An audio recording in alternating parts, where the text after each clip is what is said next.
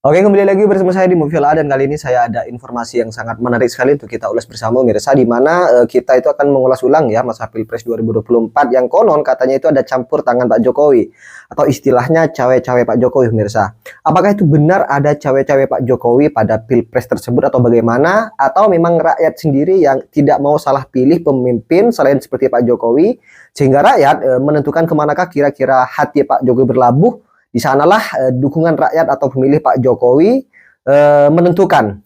Nah, ya walaupun Pak Jokowi sendiri tidak pernah mengajak ya untuk mencoblos sang putra mahkotanya yaitu Mas Gibran Raka Buming Raka. Nah, Kodari pemirsa sebagai pengamat politik, walaupun dia sering ceplas-ceplos ya kalau berbicara dan tak jarang sering memang kali bikin emosi lawannya, saya rasa walaupun beliau ceplas-ceplos kalau berbicara, rasanya dia masih belum pernah berbicara kalau dia tidak menggunakan data pemirsa. Semuanya apa yang disampaikan oleh beliau, oleh Kodari, tidak lepas dengan analisa dan survei dan data yang dia peroleh.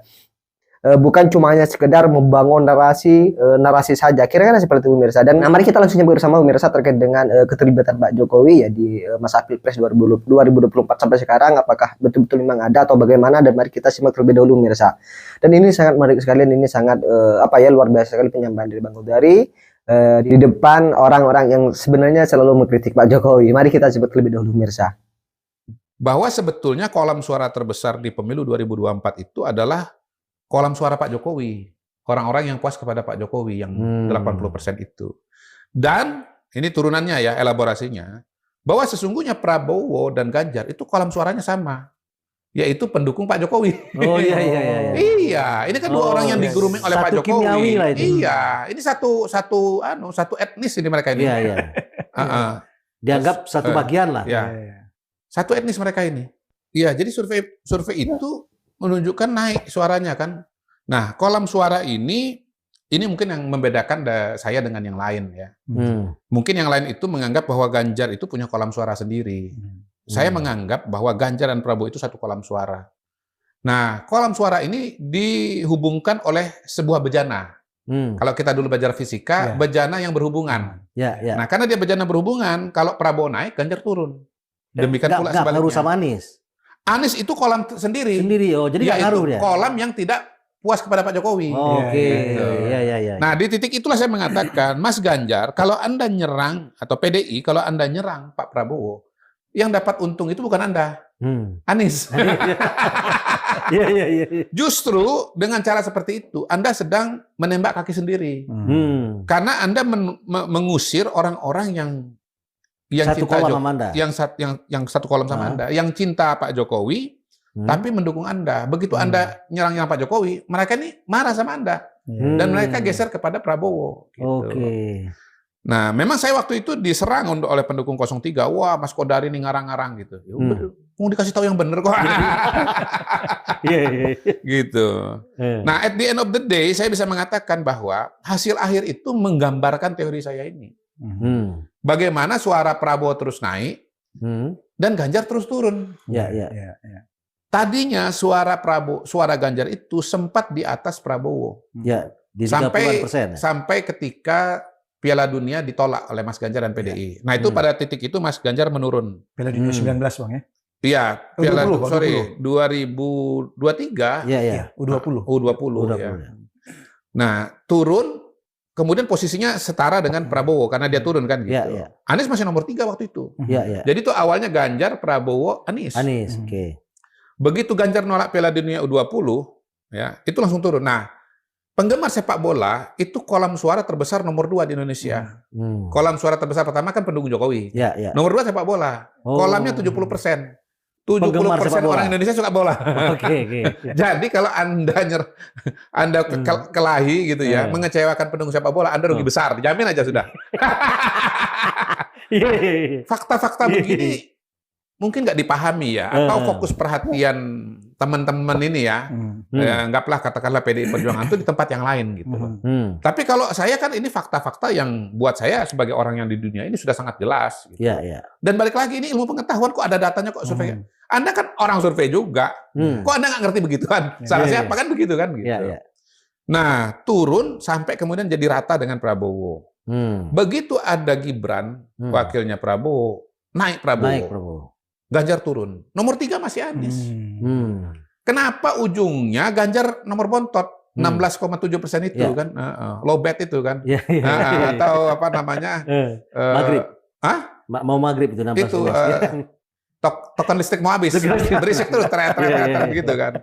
Karena kan Anda terus menyerang Pak Jokowi, gitu. Nah, sehingga kemudian pendukung Anda itu lari ke Prabowo Gibran. Suara Anies itu terus menurun sampai akhirnya dia melewati Anies.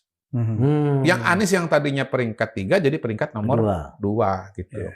Nah, suara Anies sendiri memang kisarannya di sekitar itu 20-25% itu. Kenapa tingkat kepuasan kepada Jokowi kan saya bilang tadi 75-80 kan. Oke.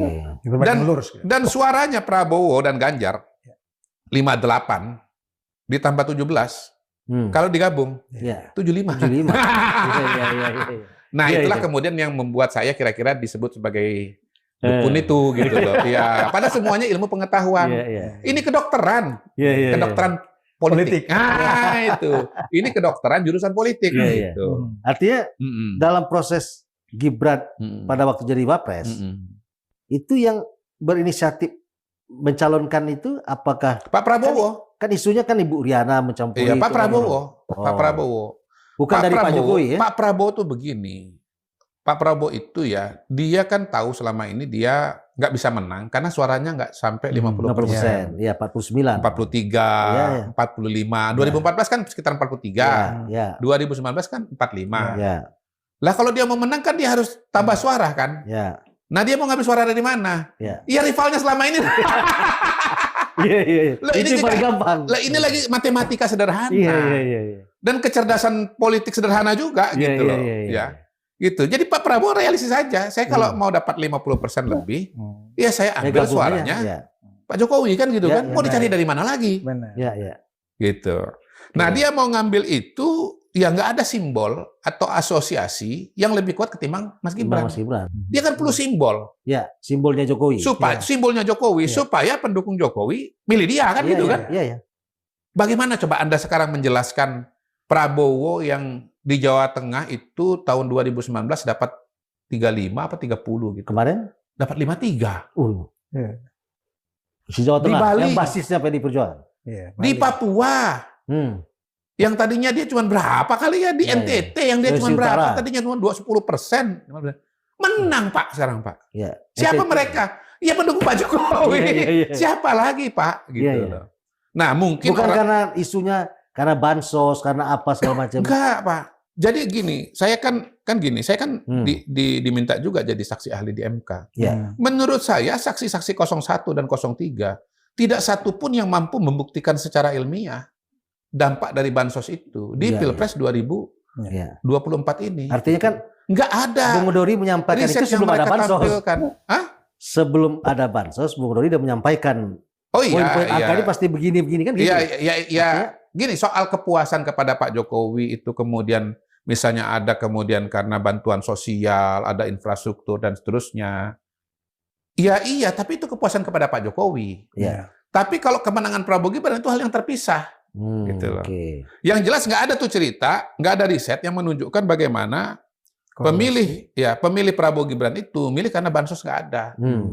Data-datanya ada, saya kutip. Saya akan membantah itu dengan menampilkan data survei. Saya bilang gini, kalau mau membuktikan dampak bansos di Pilpres 2024, maka data yang Anda harus pakai adalah data riset Pilpres 2024.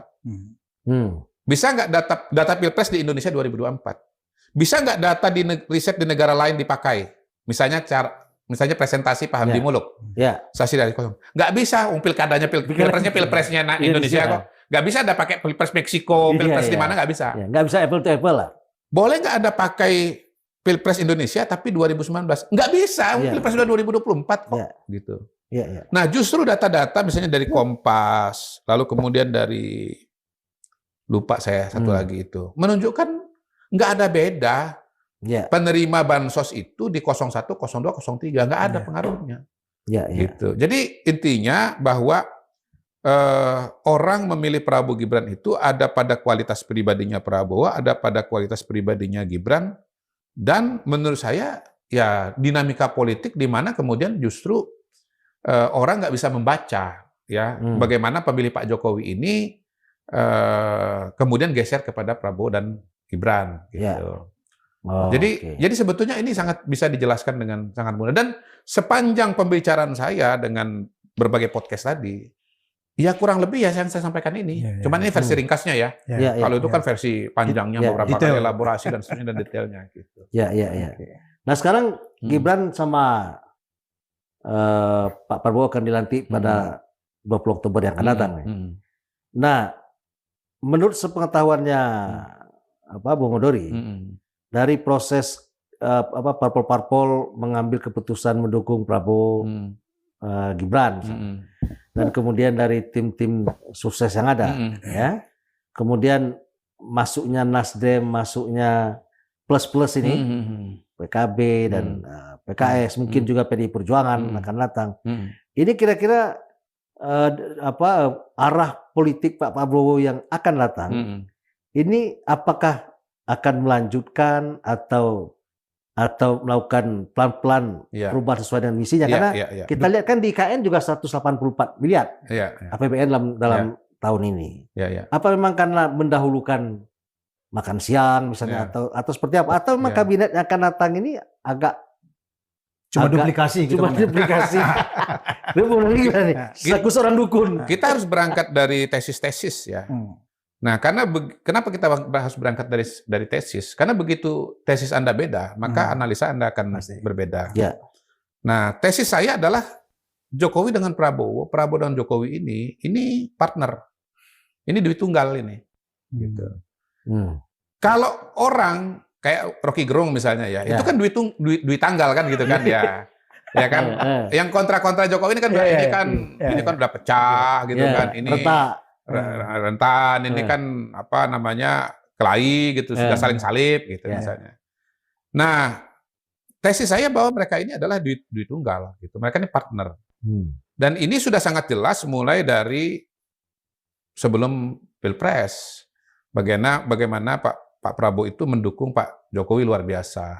Konsisten gitu. Dan saya kalau orang cuma membicarakan mengenai Pilpres, menurut saya salah besar. Menurut saya loyalitas dan kontribusi Pak Prabowo itu jauh sebelum itu, terutama dari zaman COVID. Saya bilang begini, Pak Prabowo itu loyal kepada Pak Jokowi. Kenapa di saat COVID dia dukung penuh? Bayangkan kalau pada saat itu Pak Prabowo tidak loyal, dia tidak mendukung PSBB, dia tidak mendukung vaksinasi, bahkan dia pidato tolak vaksin, tolak PSBB. Saya yakin kacau lah gini. Kita nggak mungkin kita recovery begitu cepat. Nah, bukti bahwa dukungan itu dilakukan misalnya gini, Pak Prabowo itu divaksin, termasuk yang awal divaksin. Bahkan ketika vaksin-vaksin yang dari luar itu belum datang, dia duluan vaksin Nusantara. Betul. Gitu. Nah, kemudian dalam perjalanannya Pak Jokowi juga kan banyak menggandeng Pak Prabowo kemana-mana. Dan menurut saya itulah titik di mana mulai terjadi migrasi pemilih Jokowi itu ke Prabowo. Gitu. Soal dia menang itu karena kemudian akhirnya yang mungkin tadinya 50-50 ya pemilih Jokowi, ada yang ke Prabowo, ada yang ke Ganjar. Akhirnya kan eksodus semua itu kepada Prabowo. Yang sisa di Ganjar cuma yang pendukung PDI saja. Tapi pendukung Jokowi yang bukan orang PDI itu eksodus semua sudah. Gitu. Lalu kita lihat yang baru-baru ini, misalnya gini kita ambil yang paling mutakhir aja lah, acara PAN, acara Gerindra yang begitu megah, begitu besar. Oke, saya rasa cukup terkait dengan argumen Pak Godari ya, terkait dengan analisanya tentang cawe-cawe Pak Jokowi selama Pilpres 2024. Ternyata ya memang seperti ini sangat luar biasa sekali analoginya Pak Godari ya, atau logikanya Pak Godari meneliti atau menganalisa bagaimana Mas Ganjar itu kalah dan Anies itu pun juga kalah, dan akhirnya satu putaran Pak Prabowo dan Gibran menang. Ya seperti apa untuk kalian pemirsa, tulis di kolom komentar, dan sekali lagi udah pemirsa jangan lupa tekan tombol subscribe-nya biar kalian juga tidak ketinggalan informasi terbaru dari channel ini. Dan salam demokrasi dan salam NKRI.